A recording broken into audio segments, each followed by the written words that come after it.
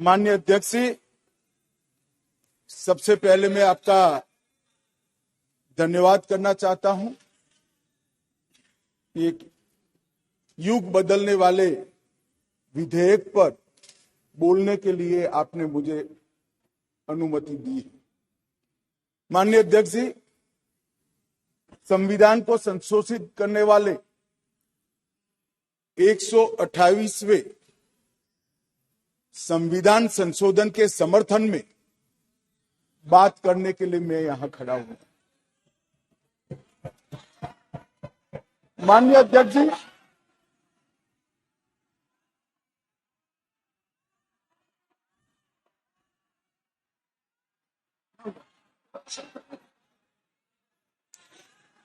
माननीय अध्यक्ष जी, जिसको जाना है डरिए जाने दो मत, डरिए मत। अरे भाई डरो मत। नो जिसको जाना है जाने दिया देखो प्लीज। कोई भी सदन में रुक सकता है, जा सकता है, माननीय प्लीज अध्यक्ष जी, प्लीज। नो माननीय अध्यक्ष जी,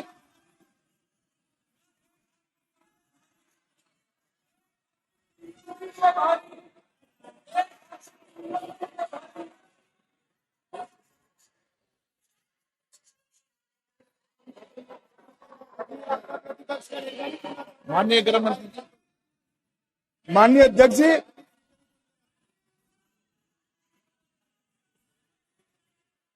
कल का दिन भारतीय संसद के इतिहास में स्वर्ण अक्षरों से लिखा जाएगा।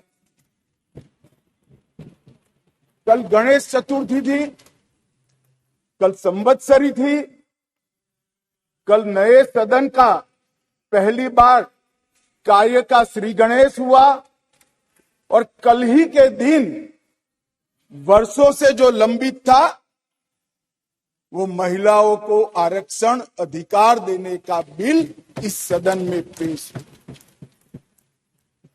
माननीय अध्यक्ष जी, आपके माध्यम से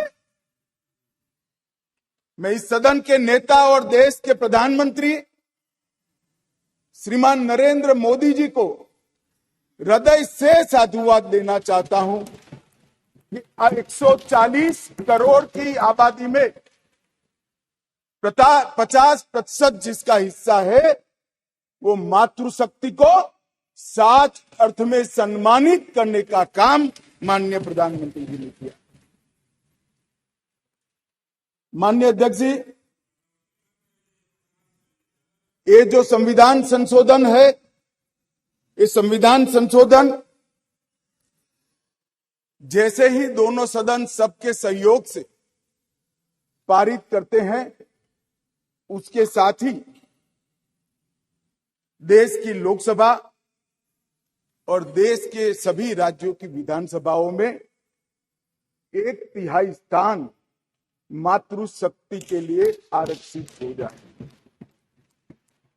इसलिए ये बिल के अंदर अनुच्छेद 239A जो दिल्ली की विधानसभा से संबंधित है, उसमें बदलाव लेकर मेरे साथी मंत्री मेघवाल जी आए हैं। नया अनुच्छेद 330A जो लोकसभा में 1/3 मातृशक्ति का आरक्षण करेगा। नया अनुच्छेद 332A जो राज्यों की विधानसभा में 1/3 मातृशक्ति का आरक्षण करेगा और इसके साथ साथ SC और ST वर्ग के लिए जितनी भी सीटें रिजर्व है उसमें भी 1/3 सीटें मातृशक्ति के लिए आरक्षित हो जाएगी। माननीय अध्यक्ष जी, इसके साथ महिलाओं के अधिकार की एक लंबी लड़ाई का अंत हो जाएगा और जिसकी कल्पना इस G20 की बैठक में सम्माननीय नरेंद्र भाई ने समग्र विश्व के सामने रखी, वुमन लेड डेवलपमेंट, उसके नए युग के श्री गणेश इसी बिल से होने जा रहे हैं।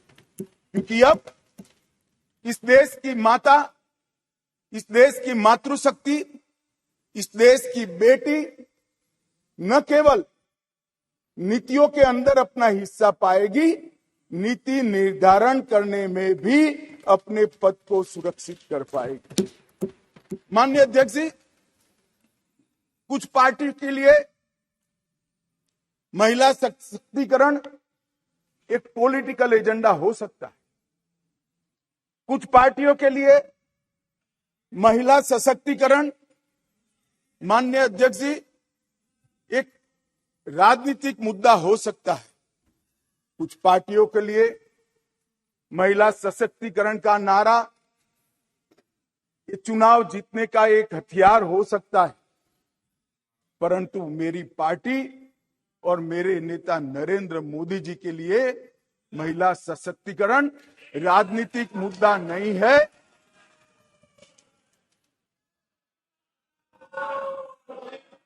फिर से सुनिए, मेरी पार्टी और मेरे नेता नरेंद्र मोदी जी के लिए महिला सशक्तिकरण राजनीतिक मुद्दा नहीं, मान्यता का सवाल है, मान्यता का सवाल।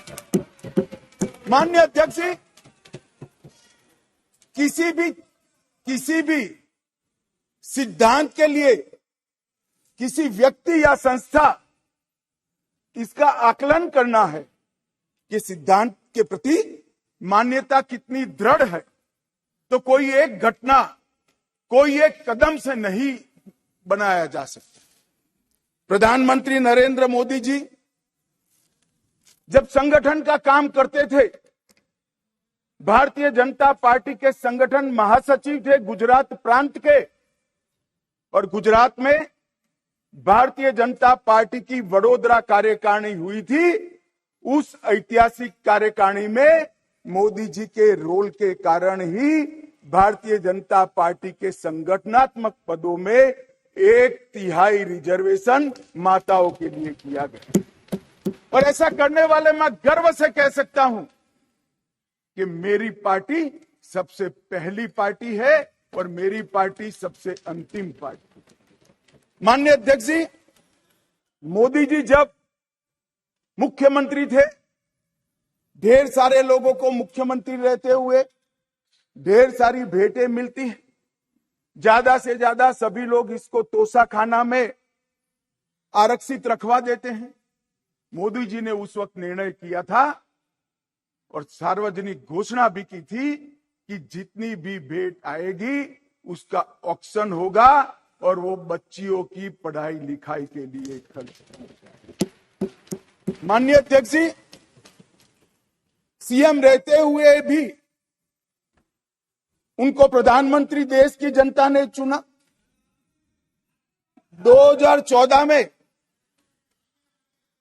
उनको प्रधानमंत्री पद के प्रत्याशी घोषित करने के बाद चुनाव हुआ और 30 साल के बाद इस देश की महान जनता ने पूर्ण बहुमत की एक सरकार मोदी जी के नेतृत्व में बनाने का मैंडेट दिया। और जब सरकार बनाने का समय आया, तब मोदी जी का स्वाभाविक था कि मुख्यमंत्री पद से इस्तीफा देना, और इस्तीफा देने के बाद ही वो प्रधानमंत्री बन सकते थे। तो मुख्यमंत्री पद से जब मोदी जी ने इस्तीफा दिया, तब इनके बैंक अकाउंट में